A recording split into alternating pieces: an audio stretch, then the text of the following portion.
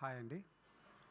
ముందుగా ఈ సినిమాని ఇక్కడి వరకు తీసుకొచ్చి, ఈ స్టేజ్ మీద మమ్మల్ని నిలబెట్టినటువంటి ఆ భగవంతుడికి ఫస్ట్ నేను కృతజ్ఞతలు తెలియజేసుకుంటున్నాను. అలాగే మమ్మల్ని బ్లెస్ చేయడానికి వచ్చినటువంటి మీడియా ఫ్రెండ్స్‌కు, అలాగే వెల్ విషర్స్‌కు మీ అందరికీ కూడా థ్యాంక్స్ చెప్పుకుంటున్నాను. అలాగే ఎప్పుడు చెబుతూ ఉంటారు వంశీ గారు, వాసు గారు లక్కీ హ్యాండ్ శ్రీ విష్ణు గారని. థ్యాంక్ యూ అండి శ్రీ విష్ణు గారు. ఈ సినిమాని బ్లెస్ చేయడానికి వచ్చినందుకు చాలా హ్యాపీగా అనిపించింది. థ్యాంక్ యూ వెరీ మచ్ మిమ్మల్ని కలిసినందుకు మళ్ళీ. అలాగే ఈ ప్రాజెక్టు గురించి ఇంతకుముందు మాట్లాడాము.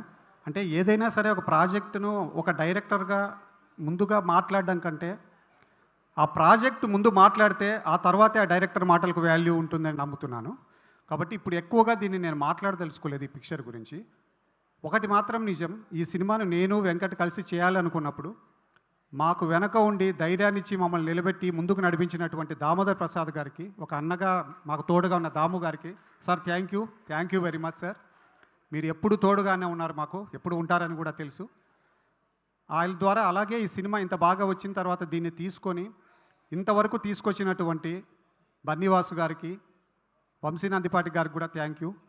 ఈరోజు ఎక్కడో ప్రెస్ మీట్లో ఒక ఇంటర్వ్యూలో అడిగారు, మీరేంటి ఏమైనా ఇబ్బందిగా ఫీల్ అయ్యారా, ఒకవేళ బన్నీవాసు గారు, వంశీ నందిపాటి గారు ఇంటర్ఫిరెన్స్ ఎక్కువగా ఉందా అని అడిగారు. అంటే మొదట చెప్పాను, అదేం లేదండి, అలా ఉండదంటే నిజంగా చెప్తున్నారా, కేవలం మీడియా ముందు మాట్లాడుతుందా, కెమెరా ఉందని మాట్లాడుతున్నారా అన్నారు. నేను ఒకటే చెప్పాను, లేదు సార్, ఇది సినిమా అన్నది నా లైఫ్. ఈ సినిమా ఒకరి వలన స్పాయిల్ అవుతుందంటే నేను ఎప్పుడూ ఒప్పుకోను. కానీ ఒక్కటి మాత్రం చెప్పగలను, ఒక 70-80% ఉన్నటువంటి ఈ సినిమాను 100%కు రీచ్ అవ్వడానికి మాత్రం వాసు గారు, వంశీ గారు నిజంగానే చెప్తున్నా మనస్ఫూర్తిగా, మీరు ఇచ్చిన ఇన్పుట్స్ సినిమాను ఒక మంచి సినిమా నుండి ఒక ఎక్స్ట్రాడినరీ ఫిల్మ్ వరకు తీసుకొచ్చాయి. అది నిజంగా మనస్ఫూర్తిగా చెప్తున్నాను. నేను నమ్మినటువంటి ఆ భగవంతుని సాక్షిగా నేను చెబుతున్నాను. ఎందుకంటే అన్నీ కలుస్తాయి. ఒక మంచి ప్రాజెక్టు రావాలి అంటే ఎన్నో మంచి హ్యాండ్స్ రావాలి, మనం ఒక్కరమే ఏమీ చేయలేము ఇక్కడ. అలాగే మా టీం ఇంతమంది పనిచేశారు. కాబట్టి మీ అందరికీ థ్యాంక్స్ చెప్పుకుంటున్నాను. ఇంకా ఎందుకంటే నేను ఇంతకన్నా ఎక్కువ మాట్లాడకూడదు, చాలామంది ఉన్నారు. ఈ సినిమా ఖచ్చితంగా ఈ సినిమా సక్సెస్ మీట్ తర్వాత మాత్రం నేను మా టీం అందరం మాట్లాడతాము. నా టీంకు, మా ఆర్టిస్టులకు, మిగతా వాళ్ళందరికీ కూడా, నా ఫ్రెండ్ వెంకట్కు, మీ అందరికీ కూడా thank you very much. Srinivas గారు, చెప్పండి. ఈషా సినిమా చూడడానికి చూసి భయపడడానికి మా వాళ్ళందరూ సిద్ధంగా ఉన్నారు. కానీ మేము ఒక విషయం మాత్రం ఇవాళ తెలుసుకోవాలనుకుంటున్నాము. ఈషా మీ రియల్ లైఫ్ ఎక్స్పీరియన్సెస్తో ఇన్స్పైర్ అయ్యి తీసిన సినిమా అని మాకు తెలిసింది. అసలు ఏంటి ఆ ఎక్స్పీరియన్సెస్?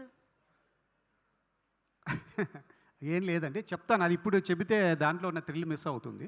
సార్, సినిమాలో థ్రిల్ ఉంటే చాలు సార్. ఇప్పుడు మీరు ఇది చెప్పొచ్చు కదా. లేదు చెప్పకూడదండి, ఆ థ్రిల్ మిస్ అవుతుంది. మీరు ఏ థ్రిల్ కోసం అయితే సినిమాకి వెళ్తున్నారో ఆ ఇన్సిడెంట్ చెప్తే ఆ థ్రిల్ మిస్ అవుతారు మీరు. సరే, ఇప్పుడు మీకు రియల్ లైఫ్లో కొన్ని ఎక్స్పీరియన్సెస్ జరుగుతున్నాయి అన్నది అయితే అర్థమైంది, అదైతే గ్యారంటీ. కాబట్టి అలాంటి ఎక్స్పీరియన్సెస్ ద్వారా ఎప్పుడైనా సినిమాని మధ్యలో ఆపేద్దాం అనే కానీ భయం కానీ ఏమైనా కలిగిందా? ఏం లేదు, ఇంతమంది క్రూతో ఇంత తక్కువ రోజుల్లో 25 డేస్లో షూటింగ్ చేయాల్సి రావడమే పెద్ద హారిఫైయింగ్ టాస్క్ నాకు. డే నైట్ వరకు ఇంతకన్నా హారిఫైయింగ్ టాస్క్ ఏముండదు. బట్ లక్కీలీ అది సక్సెస్ అయిందనమాట. అదే ఫస్ట్ టాస్క్. ఓకే అండి, wish you good luck. Thank you so much Srinivas గారు. ప్లీజ్